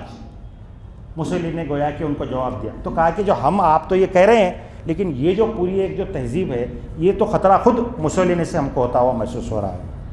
کتنا وقت ہو گیا؟ 10-15 منٹ ہے نا, ٹھیک ہے. پانچواں مشیر کہتا ہے, اے تیرے سوزے نفس سے کار عالم استوار. یہ ابلیس مہاراج کو مخاطب کرتا ہے. اب یہ پہلی بحث ہو گئی, یہ بحث یہاں پر آ کر سمٹ گئی. اب یہ کھڑے ہو کر کے صدر کو مخاطب ہو کر کے گویا کہ کہہ رہا ہے, اے تیرے سوزے نفس سے کار عالم استوار, تو نے جب چاہا کیا ہر پردگی کو آشکار. تو نے ہر چھپے ہوئے راز کو آشکار کر دیا. ابلیس مہاراج کیا کہنے ہیں آپ کے. آب و گل تیری حرارت سے جہانے سوز و ساز, آبلا جنت تیری تعلیم سے دانائے کار. یہ تیرا کمال ہے کہ تو نے وہ درخت سے وہ پھل کھلایا کہ انسان کو بھی سینس آ گئی. اور آبلا جنت, یہ ایک اللہ کے رسول صلی اللہ علیہ وسلم کی حدیث ہے, اس کے حوالے سے بات ہے. کچھ لوگ کہتے ہیں کہ یہ ضعیف حدیث ہے, لیکن یہ بات کہی گئی کہ جنت میں بہت بھولے بھالے اور سادہ لو انسان ہوتے ہیں. تو جو جنت کے جو مکین تھے, تو نے ایسی تعلیم دی کہ ان کو بھی تو نے ہوشیار کر دیا. یہ ابلیس مہاراج آپ کا کمال ہے. تو آپ ان کی جو ہے تو گویا کہ وہ تعریف کر رہا ہے. تجھ سے بڑھ کر فطرت آدم سے وہ محروم نہیں, سادہ دل بندوں میں جو مشہور ہے پروردگار. اب یہ بہت بڑی بات کہی دی نعوذ باللہ من ذالک, کہ تجھ سے بڑھ کر تو اللہ تعالیٰ پروردگار جس کو لوگ سمجھ رہے ہیں, وہ بھی انسان کی فطرت سے واقف نہیں ہے. انسان کی فطرت کو اگر پہچانا تو نے پہچانا ہے. اس طرح سے گویا کہ اس کو وہ کر رہے ہیں. کام تھا جن کا فقط تقدیس و تسبیح و طواف, تیری غیرت سے ابد تک سر نہ گو و شرمشار. یہ جن فرشتے یہ آج تک پشیماں ہیں اس بات پر کہ سجدہ کیا تھا انہوں نے, آج تک پریشان ہے. تو نے بہت صحیح کیا, تو نے سجدہ نہیں کیا. یہ ان کے بارے میں ذکر کیا, تیری غیرت سے ابد تک سر نہ گو. تو نے جو غیرت کا مظاہرہ کیا دربار یزداں میں, تو یہ غیرت واقعی قابل تعریف. اور فرشتے آج تک شرمسار ہے تیری سچ سے, ہے نا. علامہ نے یہ بات بھی کہلائی تھی اس کے زبان سے. شیطان نے کہا تھا کہ میں کھٹکتا ہوں دل یزداں میں کانٹے کی طرح, جبرائیل سے کہا تھا, اور تو فقط اللہ ہو اللہ ہو اللہ ہو. تو یہ تو تمہارا کمال ہے. یہ تم معمولی نہیں, تمہاری جو کچھ آئیڈیالوجی ہے اور تمہارے اندر جو کچھ اللہ یہ بات رکھی ہے کہ فطرت آدم سے تم واقف ہو, اور جس طرح سے ان کو دیتے ہو اس کا جو ڈوز اور تریاق یا علاج جو بھی سو کالڈ ہے, وہ نظریات, اس کا توڑ سارے جہاں میں کہیں بھی نہیں. گرچہ ہے تیرے مرید افرنگ کے ساحر تمام, اب مجھے ان کی فراست پر نہیں ہے اعتبار. وہ یہودی فتنہ گر, وہ روح مصدق کا بروز, ہر قبا ہونے کو ہے اس کے جنوں سے تار تار. اب وہ کہہ رہا ہے کہ ٹھیک ہے, یہ تم کہہ رہے ہو بہت ساری باتیں سب اپنی جگہ, لیکن مجھے بھی یہ اندیشہ ہے کہ وہ یہودی فتنہ گر اور روح مصدق کا بروز کون ہے, اسی کی طرف اشارہ ہے, یہ کارل مارکس کی طرف. ذرا خطرہ وہاں سے ہے. یہ روح مصدق کیا ہے؟ یہ مصدق یہ 5th سینچری میں پیدا ہوئے. کچھ لوگ کہتے ہیں کہ زرتشت نبی جو تھے تو یہ ان کے فالوورز میں ان کا شمار ہوتا تھا, اور بعد میں خود اپنا ایک فلسفہ انہوں نے ڈیولپ کیا, ایران میں پیدا ہوئے. اور وہ ان کا کنسیپٹ یہ تھا کہ دنیا کے اندر جو کچھ لڑائیاں جھگڑے ہیں، چغلی غیبت کرتا ہے انسان، ایک دوسرے کو لان تان کرتا ہے، مار پیٹ کرتا ہے، کھینچ تان کرتا ہے، اس کی بنیادی طور پر وجہ یہ ہے کہ عدم مساوات ہے، یہاں پر ایکویلٹی نہیں ہے۔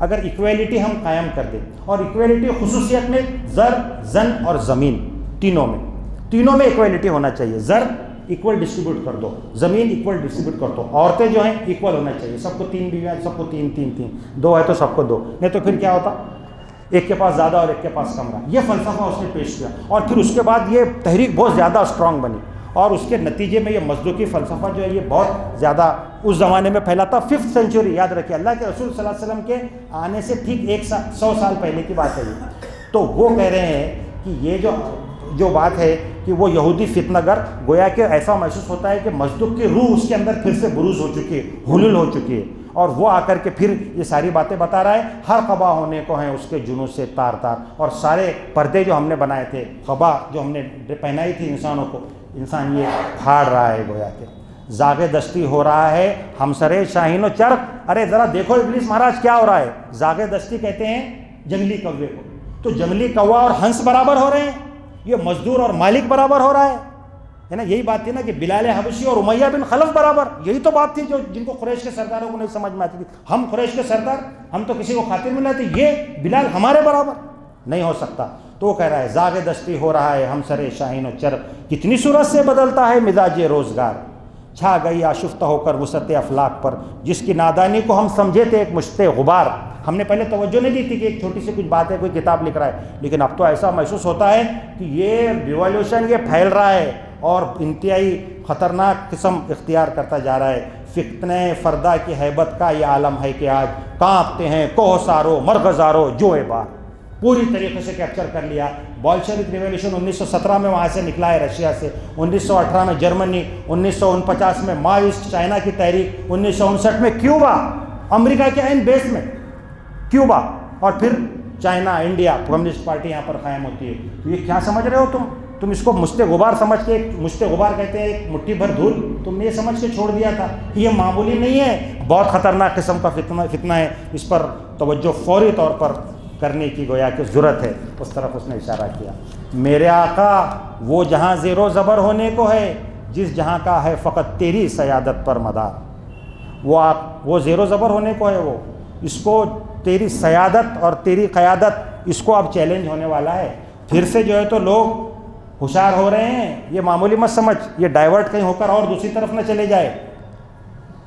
اب ابلیس مہاراج اپنی جو ہے تو وہ اس کا جواب دیتے ہیں اپنے مشوروں سے۔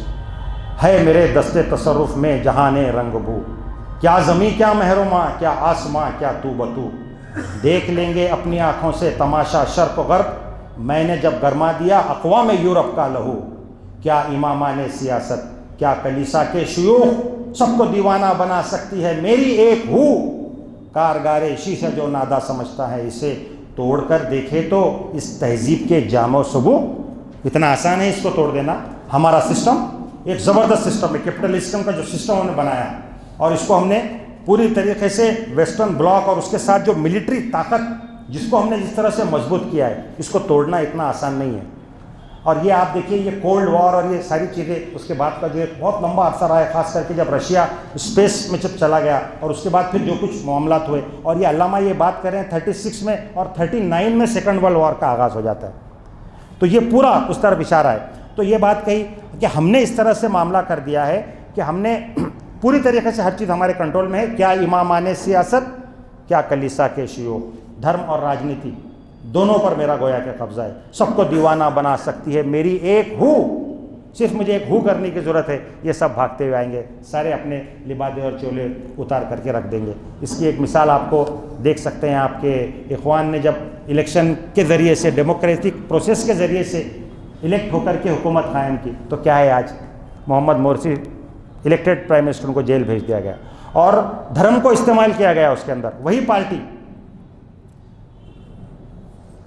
یعنی جو دھرم کے نام پر ہے، مذہبی پارٹی، اس کو خریدا گیا، اور وہاں پر ایک ایسے شخص کو لا کر کے بٹھایا گیا، اور یہ سب پورا کارنامہ جو ہوا ہے، لوگ کہتے ہیں کہ سعودی عرب سے $37 ملین اس کے لیے دیے گئے۔ آج جو سعودی میں جو لوگ ہیں وہ خود کہتے ہیں کہ اتنا پیسہ یہاں سے دیا گیا ہے کہ سعودی خود کنگال ہونے کے ورج پر ہے، اور سیسی کو، جنرل سیسی کو لا کر کے وہاں پر بٹھا دیا۔ تو اس نے کہا یہ سب ہمارے کنٹرول میں، یہ دھرم کے ٹھیکیدار، یہ راجنیتی کے ٹھیکیدار، ہم ایک ہو کے ذریعے سے جو چاہے کارنامہ کر دے سکتے ہیں۔ تو ابلیس مہاراج نے اس طرف اپنے مشیروں کو اشارہ کیا اور کہا کہ تم کو زیادہ پریشان ہونے کی ضرورت نہیں ہے۔ دست فطرت نے کیا ہے جن گریبانوں کو چاک، مزدقی منطق کی سوزن سے نہیں ہوتے رفو۔ یہ مزدقی منطق یہ اگر لائے، ٹھیک ہے، اس میں کچھ اچھی بات بھی ہے، اس میں انسانی حریت ہے، مساوات ہے، ایکویلٹی ہے، ساری چیزیں اپنی جگہ ہے، لیکن اس کی کوئی زیادہ حیثیت نہیں ہے، کیونکہ ہم نے جو کچھ کارنامہ کیا ہے وہ اس سے کہیں بڑھ کر ہے۔ کب ڈرا سکتے ہیں مجھ کو اس طرح کی کوچ اگر، یہ ابلیس مہاراج نے اس کو ریجیکٹ کر دیا کمیونزم، اور کہا کہ کوئی اسی فکر کی بات نہیں، تم جس کو تھریٹ سمجھ رہے ہو یہ تھریٹ نہیں ہے، یہ مجھے پریشان نہیں کر سکتے۔ کب ڈرا سکتے ہیں مجھ کو اس طرح کی کوچ اگر، یہ پریشان روزگار، آشفتہ مغز، آشفتہ ہو، ان کو دیکھو خود پریشان حال رہیں گے، ہمیشہ پریشان پھرتے ہوئے دکھیں گے تم، یہ خود پریشان حال ہے۔ آپ دیکھا ہوگا کہ لیڈرس کو ان کے بہت سارے بیچارے بہت لگ کے کام کرتے ہیں اور ایک عجیب قسم کے ٹینشن میں دکھیں گے۔ میں جب یہ پڑھ رہا تھا تو واقعی میں وہ تصویر سامنے آ رہی تھی کہ یہ آشفتہ روزگار، یہ پریشان روزگار، آشفتہ مغز، آشفتہ ہو، دیوانے بولے، ان کا ٹینشن مطلب ہے۔ اب اگر مجھ کو خطر کوئی تو اس امت سے ہے، یہ ہے وہ اس کا کلائمیکس۔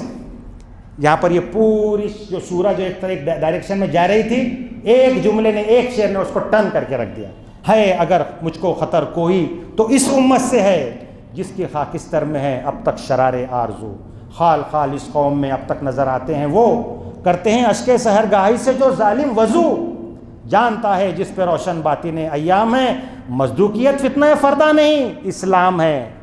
ارے تم سمجھ نہیں رہے وہ اصل تھریٹ کہاں ہے، تم غلط ڈائریکشن میں ساری اپنی انرجی لگا رہے ہو، کہیں کیپٹلزم پہ انرجی لگا رہے، کہیں ادھر لگا رہے، کہیں مسولینی کے پیچھے جا رہے۔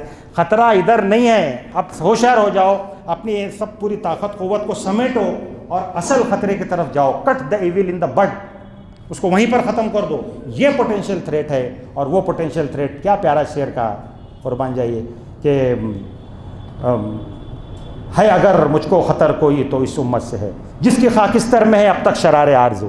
یہ آگ اگرچہ کہ ابھی ڈھیر لگ رہی ہے لیکن اس کے اندر ابھی شرارے باقی ہے۔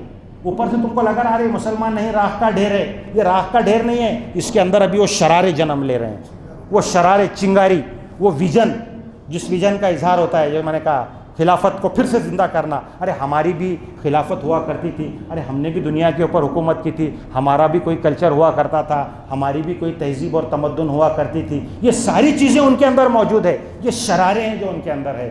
ہم کو خطرہ اگر کوئی ہے تو اس سے ہے۔ ہمارا ایک قانونی نظام تھا، ہمارا ایک وراثت کا نظام ہوا کرتا تھا، ہمارا ایک پرسنل لا بھی ہوا کرتا تھا، ہمارے کچھ پردے کے کچھ ویلیوز ہوا کرتے تھے، یہ خطرہ ہے۔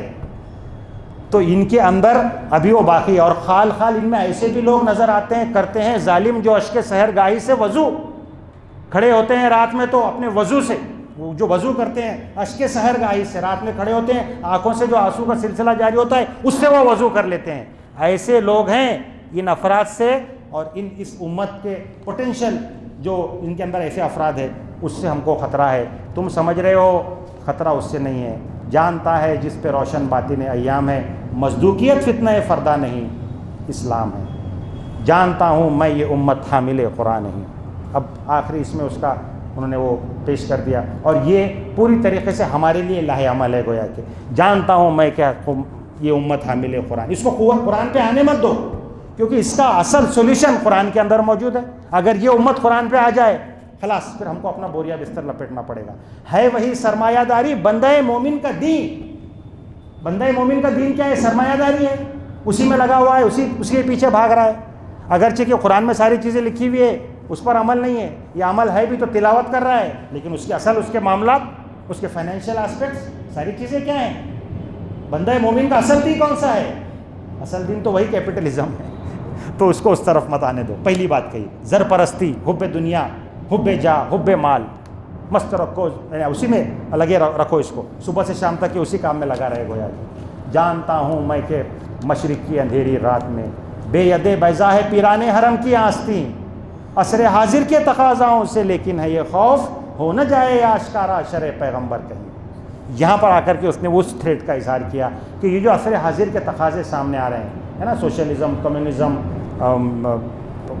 آپ کے مارکسزم سے جس کی شروعات ہوئی تھی، ماڈرنزم، پوسٹ ماڈرنزم، اور یہ جو مختلف نظریات آ رہے ہیں، اس سے خطرہ یہ ہے کہ کہیں یہ اسلام کو ازم کے طور پر سمجھ نہ لیں اور اس کو اس سینس میں لے کر کے یہ آ جائے نا، اور پھر اس کو لے کر کے وہ انقلاب برپا نہ کر دے۔ اصل خطرہ ہم کو اس سے ہے۔ کیا کریں گے؟ آواز ڈسٹرب کنٹینیو کریں گے؟ کر لیں گے کنٹینیو، ٹھیک ہے۔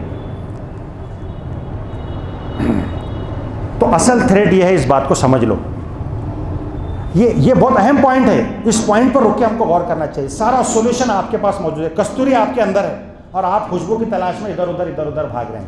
اس بات کی طرف علامہ نے اشارہ کیا اپنے فارسی اشعار میں، ہر کجا بینی جہانے رنگ و بو، آنکھ از خاکش برائے آرزو، یا ظہور مصطفیٰ اولا بہار، یا ہنوز اندر تلاش مصطفیٰ، یا ہنوز اندر تلاش مصطفیٰ۔ یہ سارا یہ جو پروسیس ہو رہا ہے، ڈائلیکٹرک پروسیس ہو رہا ہے، کمیونزم، یہ مختلف نظریات یہاں پر کام کر رہے ہیں، فائٹس ہو رہی ہے، لیکن یہ نظام دھیرے دھیرے جا رہا ہے کدھر؟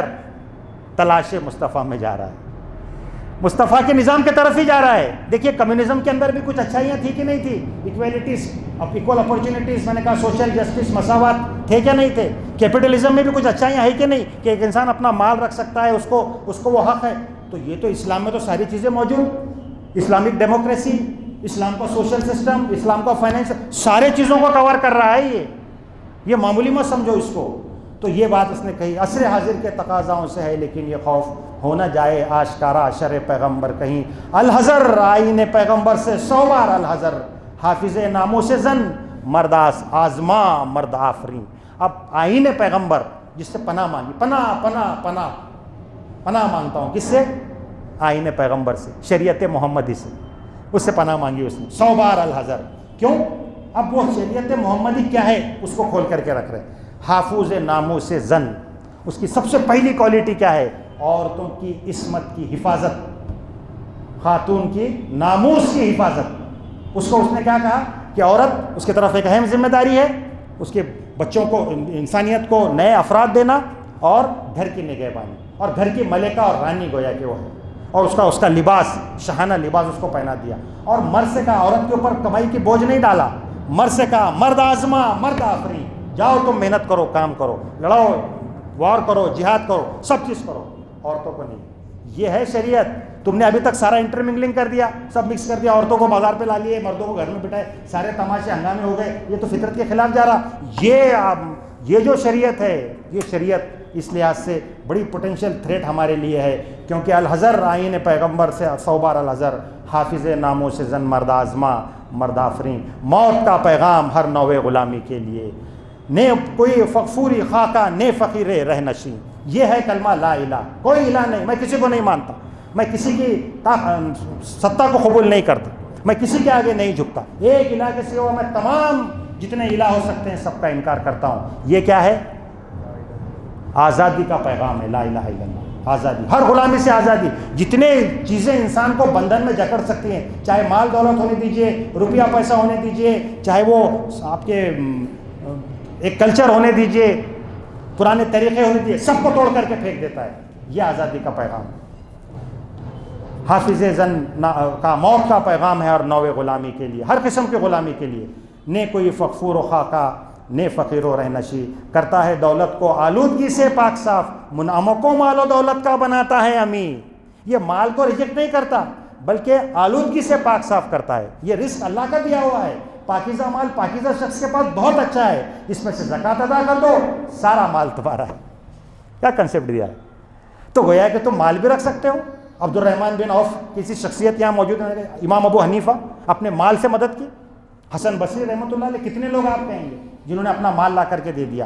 تو یہ خاص بات اس کی یہ ہے، اس میں بیلنسنگ ہے۔ ایسا نہیں کمیونزم کی طرح کہ سارا مال لے لو اور ایک کر دو، نہیں، اگر انسان کے پاس وہ ہوگا مال تو اسی لیے تو کام بھی کرے گا، محنت بھی کرے گا، تو اس کو بھی گویا کہ اسلام کنسیڈر کرتا ہے دولت کو ہر آلودگی سے پاک و صاف، منعموں کو مال و دولت کا بناتا ہے امین۔ منعم یعنی جن پر اللہ نے انعام کیا تو ان کو مال اور دولت کا امین بناتا ہے۔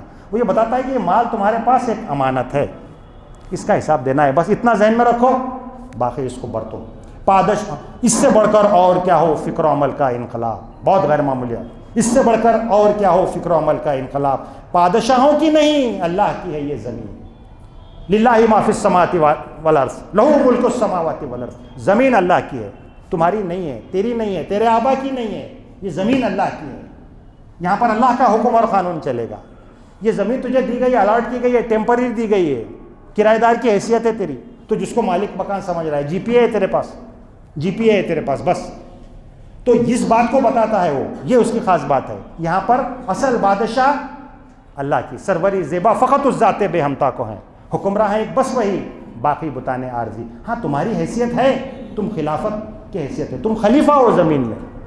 دیکھیے کنسیپٹ پورا چینج ہو گیا. ایک یہ کہ یہ میری ہے اور یہ میں اس کا امین اور کسٹوڈین ہوں, دونوں میں بلا کا فرق پڑتا ہے. تو بادشاہوں کی نہیں اللہ کی ہے یہ زمین. چشم عالم سے رہے پوشیدہ ہے, یہ آئیں تو خوب, یہ غنیمت ہے کہ خود مومن ہے محروم یقین. اصل بات یہ ہے کہ مومن کو اس یقین سے محروم کر دو, ان کو یقین ہی نہ ہو کہ ایسا کوئی ہو سکتا ہے, کوئی انقلاب آ سکتا ہے, اقامت دین. لوگ اس کے اوپر کھڑے رہیں اور سارا کنڈیم کرتے رہیں. آپ دیکھ رہے ہیں ہمارے سوبرڈ مفکرین جس طرح سے بات کریں, ضرورت ہی نہیں ہے اس کی. دین کو اقامت کرنا ہے, کوئی ضرورت نہیں ہے, بس ہو گیا جو ہے وہ, چلو چلتے رہو, پڑھتے رہو اس کو بس. دیکھیے کیا بات کہی, یہی بہتر کہ الہیات میں الجھا رہے, یہ کتاب اللہ کی تعویلات میں الجھا رہے. سولوشن دے دیا ہے, یہ کیا کرے, الہیات میں الجھا رہے اور کتاب اللہ کی تعویلات کرتے اس میں لگا رہے. اگر یہ پڑھ بھی رہے کتاب اللہ قرآن کو, تو قرآن کے اس کی مختلف تعویلات ہی میں لگا رہے. یہ کام دو اس کو. اگر پڑھنا بھی چاہ رہا تو تلاوت بہت کرنا چاہ رہا, شوق آ گیا, پڑھے, حفظ کرے, کرتے رہے, قرات کی محفلیں سجاتے رہے, کوئی پرابلم نہیں ہے. پھر آگے تیسرے اس کے تحت تو کہتے ہیں مسلمانوں کے لیے جو ایجنڈا ہے, تیزی کے ساتھ ہم اس کو سمیٹتے ہیں. توڑ ڈالی جس کی تکبیریں طلسم شخص جہاد, ہونا روشن اس خدا اندیش کی تاریک رات. اب اس کو کیا کرو مسلمانوں کو, تو ان کو ایجنڈا دے رہا ہے. ابن مریم مر گیا یا زندہ جاوید ہے صفات ذات حق سے جدا یا عین ذات. اب مسلمانوں کو کچھ بحثوں میں الجھاؤ, ان کو بتاؤ کہ اصل چیز کیا ہے, ان کو کچھ اور دوسرے کام دو, اصل ایشوز مت دو ان کو, اس سے ہٹ کے دوسرے کاموں میں لگاؤ. تو کس بحثوں میں لگاؤ, ابن مریم مر گیا ہے زندہ ہے, کچھ لوگ کہہ رہے کہ نہیں عیسیٰ علیہ السلام واپس آئیں گے, کل برے آئیں گے نہیں آئیں گے, اس کے اندر لگاؤ. ساتھ صفات اور ذات, یہ عین حق ہے یا حق سے جدا ہے, یہ لا ینحل بحثیں ہیں, اس کا کوئی حل نہیں ہے, کوئی سولوشن نہیں ہے. ہر آدمی اپنی اپنی دلیلیں پیش کرتا ہے. یعنی اللہ تعالیٰ اپنی صفات سے الگ ہے, گویا کہ اللہ یہ ذات ہے, اور اس کی جو صفات رحمان رحیم یہ اس سے الگ ہے یا اس کا حصہ ہے, اس کی ذات کا حصہ ہے. یہ بحثیں کی ہیں ہمارے لوگوں نے, تو کہا کہ ایسی بحثیں نکالو. آج کے دور میں آپ آ جائیے, ہم فقہی بحثوں میں پڑے ہوئے ہیں, داڑھی رکھنا کتنا چاہیے, یہ کتنا چاہیے, بس ساری یہ چیزیں, اور اس سے مسجدیں الگ ہے نا, اس کے اوپر سے سب آپس میں فرقہ بندی ہو گئی, صرف یہ ایسی مسائل. تو یہ کام تم کو کرنا ہے کہ مسلمانوں کو یہ ایشوز دینا ہے. تو سمجھ جائیے کہ جو بھی مسلمانوں کے اندر تفرقہ برپا کرتے ہیں اور اس طرح کے جو ثانوی مسائل ہیں اس کو اگر پھیلاتے ہیں, تو یہ شیطان کے ایجنٹ اور چیلے ہیں. علامہ نے اشارہ کر دیا, کھول کے رکھ دیا کون ہے وہ. اصل دین کی کوئی پرواہ نہیں, دین پامال ہو رہا ہے کوئی پرواہ نہیں, قرآن پسے پوچھ ڈال دیا کوئی پرواہ نہیں, اس کے اندر لگے رہو اور اسی کو اصل دین سمجھو. آنے والے سے مسیح ناصری مقصود ہے یا مجدد, جس میں ہو فرزند مریم کے صفات. جب عیسیٰ علیہ السلام آئیں گے تو اپنی شریعت لے کر آئیں گے یا وہ مسلمانوں کے خلیفہ کے تابع رہیں گے, تو یہ کیا ہے, اس کے یہ بحثوں کے اندر لوگوں کو لگا کے رکھو. ہے کلام اللہ کے الفاظ حادث یا قدیم, امت مرحوم کی ہے کس عقیدے میں نجات. یہ اللہ کا کلام یہ حادث ہے یا قدیم ہے. یہ حادث اور قدیم کو سمجھ لیجیے اصطلاح, یعنی ازل سے جو کچھ ہمارا ماننا یہ ہے کہ اللہ کی ذات یہ قدیم ہے اور باقی سب حادث ہیں, سب اللہ کے بنانے سے ہوا ہے. لیکن مفسر اس پر بحثیں کی ہے کہ قرآن یا ورڈز یہ بھی پہلے سے موجود تھے. The words where present with God, the word was with God and the world was God. یہ عیسائیوں کے اندر یہ ساری بحثیں آئی ہیں. تو اب اس کے اندر لگا کے رکھو ان کو کہ حادث ہے یا قدیم ہے, یہ پہلے سے لکھتے, اس کے اندر لگا کے رکھو. کیا مسلمانوں کے لیے کافی نہیں اس دور میں یہ الہیات کے ترشے ہوئے لات و منات, یہ لات و منات ہے الہیات کے, اس کے اندر ان کو لگا دو اور یہ اسی کے اندر بحثوں میں پڑھتے رہیں. اب آخری حصے میں انہوں نے جو ہے تو عمل سے ہٹانے کے لیے کیا کیا چیزیں ہو سکتی ہے اس طرف اشارہ کیا. تم اسے بیگانہ رکھو عالم کردار سے, تا بساط زندگی میں اس کے سب مہرے ہو مات. اصل بات یہ کہ اس کو عملی میدان میں آنے مت دو. ہٹ جائے یہاں سر، سیاست میں ہم کو کیا کرنے کا صاحب، ہم تو یہاں پر بیٹھے، ہم نہیں کر سکتے، شجر ممنوع ہے. یہ آنے ہی نہ پائے، یہ فائٹ ہی نہ کر پائے، یہ بتائے ہی نہیں اسلامی سیاست کیا ہوتی ہے، اسلامی کردار کیا ہوتا ہے. اس طرح سے معاملہ کرو. خیر اسی میں ہے قیامت تک رہے مومن غلام، چھوڑ کر اوروں کی خاطر یہ جہان بے ثبات. یہ جہان بے ثبات ہے صاحب. دنیا کیا ہے، اس کی کوئی حیثیت نہیں ہے، مچھر کے پر کے برابر ہے، کوئی اس کی حیثیت نہیں. چھوڑ دو، سب چھوڑ دو، یعنی اس کا نگیٹو پہلو جو ہے. تو یہ جہان بے ثبات ہے، اس میں ثبات نہیں ہے، تو پھر کیوں اس کے پیچھے جانا. دونوں میں فرق ہے. میں نے پرسوں آپ کے سامنے بات کی، انفرادی طور پر اپنی لیڈرشپ چاہنا یا اپنے آپ کو پریزنٹ کرنا، اس میں اس کے لیے اقتدار چاہنا، اور اپنے نظریے کے لیے اقتدار چاہنا، اپنی آئیڈیالوجی کے لیے اقتدار چاہنا، ان دونوں میں فرق ہے. اسی لیے صحابہ کے بارے میں آتا دن کے شہسوار رات کے راہب. دن میں تم ان کو دیکھو تو دنیا کو سب سے زیادہ دنیا کا حریص پاؤ، اس کو برتتے تھے وہ. اور رات میں اگر تم دیکھو تم کو ایسا محسوس ہو کہ یہ ترک دنیا کر دینے والے راہب ہیں، ان کو کوئی دلچسپی نہیں ہے دنیا سے. یہ وہ کردار مطلوب ہے. تو بات یہ کہی کہ معاملہ اس طرح سے کر دو کہ چھوڑ کر اوروں کی خاطر یہ جہان بے ثبات، اس کو وہ اوروں کی خاطر یہ جہان بے ثبات چھوڑ دیں، ساری اپنے ریلی کے چل جائے، تاکہ ہم اب بہت اچھے سے یہاں پر اپنے سارے کام کر سکیں. ہے وہی شعر و تصوف اس کے حق میں خوب تر، جو چھپا دے اس کی آنکھوں سے تماشائے حیات. وہی تصوف اس کے لیے بہتر ہے کہ اصل جو حیات کا جو ہو رہا ہے، جو اصل ایشوز ہے، کنٹمپرری ایشوز ہیں، اس کے بارے میں وہ بولے ہی نہ، لگے رہو دوسرے کاموں کے اندر. ہر نفس ڈرتا ہوں اس امت کی بیداری سے میں، ہے حقیقت جس کے دین کی احتساب کائنات. مجھے اگر ڈر ہے تو اس امت سے ہے. کیوں؟ کیونکہ اس کے دین کی حقیقت یہ ہے کہ کائنات کا احتساب لینا چاہتا ہے. یہ اپنے افراد کو اس لحاظ سے تیار کرتا ہے کہ وہ کائنات کا احتساب لیں گے. تو اصل خطر مجھے ہے تو اس سے ہے. اور آخری شعر خاص ہمارے لیے اور آپ کے لیے بھی، اس کو آپ یاد رکھیے، یہ ہمارے لیے تحفہ ہوگا کہ ہم بیلنس ایٹیٹیوڈ اپنائیں. مست رکھو ذکر و فکر صبح گاہی میں اسے، اور پختہ تر کر دو مزاج خانقاہی میں اسے. اگر یہ سارے طرح سے سمیٹ کر آیا کہ میں کچھ کام کرنا چاہتا ہوں، میں دعوت دین کرنا چاہتا ہوں، میں اقامت دین کا کام کرنا چاہتا ہوں، یہاں لانے کے بعد اس کو اپنی تربیت اور اپنے مانجنے میں ہی مست رکھو. بھائی ضروری ہے، تربیت بھی ضروری ہے، اپنے اندر وہ سارے ہم سمجھے وہ بھی ضروری ہے. لیکن جب اپنے آپ کو مانجیں گے، آپ مانجیں گے تو صاف ہو جائیں گے. آپ نے نہا کے آئے تو کیا ہوگا؟ میل جائے گا، اور نہائے ڈبل سے، اور تھوڑا میل چل جائے گا، اور نہائے اور چل جائے گا. تو مست رکھو ذکر و فکر صبح گاہی میں اسے، بس اسی میں لگا رہے، ذکر و فکر صبح گاہی. اور پختہ تر کر دو مزاج خانقاہی میں اسے. مزاج خانقاہی کیا ہے؟ مزاج خانقاہی یہ ہے کہ اصل جو میدان ہے عمل، اس سے انسان فرار اختیار کر لے اور رہبانیت بھی اختیار کر لے، یا اصل ایشوز کو چھوڑ کر کے کوئی دوسری باتیں کرتا رہے. بڑے علمی ایشوز ہونے دیجیے، بڑے علمی ایشوز ہونے دیجیے. یعنی وہ جو حدیث اور قدیم کے حوالے سے الہیات کے اوپر فلسفیانہ بحثیں اور گفتگو ہونے دیجیے، یا اپنے تربیت کے حوالے سے ایسی چیزیں ہونے دیجیے جس کا عملی دنیا سے کوئی تعلق نہیں. لگا دو ان کو. اگر تم اس طرح سے کرو گے تو ہماری گویا کہ سلطنت قائم رہے گی. یہ ایک ان کا انداز ہے. اپنی بات کو ہم سمیٹیں، یہ تو اس کا اپنا انداز ہے. میں نے آپ سے بات کہی تھی کہ یہ دنیا اسی طرف جا رہی ہے، نور مصطفیٰ کی تلاش میں ہے.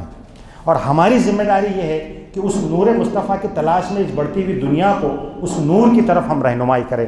کیوں؟ کیونکہ یہ نور مکمل ہو کر رہنا ہے، یہ ہو کر رہنا ہے. وقت فرصت کہاں، کام ابھی باقی ہے، نور توحید کا اتمام ابھی باقی ہے. یہ نور توحید عرب پیننسولا پر محمد رسول اللہ صلی اللہ علیہ وسلم کے ذریعے سے نافذ ہو چکا، لیکن آپ کی بعثت پورے گلوب کے لیے، پوری دنیا کے لیے رحمت للعالمین، تو ابھی پوری دنیا پر یہ گلوبل سطح پر باقی ہے. آپ صلی اللہ علیہ وسلم نے فرمایا کہ میرے بعد 5 ادوار ہوں گے: نبوت، خلافت، ملوکیت یعنی بادشاہت، چوتھا جبر اور کراہت والی ملوکیت جس میں ہم جی رہے ہیں، مجبوری کی بادشاہت، اور پھر 5واں دور آپ نے کہا خلافت علی مناج النبوہ. پھر سے خلافت قائم ہوگی اس طریقے پر جس طریقے پر نبی صلی اللہ علیہ وسلم نے قائم کی تھی. آپ نے فرمایا کہ میں دیکھ رہا ہوں، مجھے دنیا دکھائی گئی، پورا گلوب لپیٹ کر کے میرے سامنے لایا گیا. ہر کچے اور پکے مکان کو میں نے دیکھا، دنیا کی ہر چیز دیکھی جہاں اسلام داخل ہوگا، چاہے اس کو قبول کرنے والا عزت کے ساتھ قبول کرے یا ذلت کے ساتھ قبول کرے. یہ ہو کر کے رہنا ہے، یہ کام ہو کر کے رہنا ہے. انشاءاللہ اللہ تعالیٰ ہم کو وہ دن بتائے. لیکن اہم چیز یہ ہے کہ ہم اس کام میں آگے بڑھیں. ہم نے ایک اجتماعیت قائم کی، ایک تحریک، اور اس میں پھر پورے ایک نظم کے ساتھ، اطاعت امیر اور ایک نظم و ضبط اور ڈسپلن کے ساتھ ہم اس کام کو کرنے والے بنے.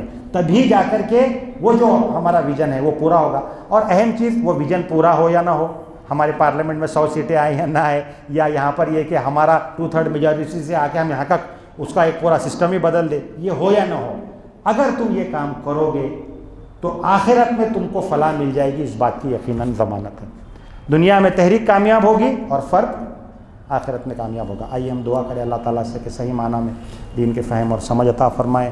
علامہ کے اس کلام میں جو کچھ اچھی باتیں ہیں وہ ہمارے ذہنوں میں اس کو ہمارے ذہن میں بھی فکر میں بھی وہ کر دے اور عمل میں بھی اس کا اظہار ہو، اور جو کچھ باتیں ضمناً اگر آ گئی ہوں تو اس کو ہمارے ذہنوں سے محو فرما دے۔ ہم کو دنیا میں کامیابی عطا فرمائے، قامت دین کی صحیح اور جہد میں ہم کو لگائے، اور آخرت میں ہم تمام کو جنت الفردوس عطا فرمائے۔ سبحان ربک رب العزۃ عما یصفون وسلام علی المرسلین والحمد للہ رب العالمین۔ کتنا ٹائم ہوا؟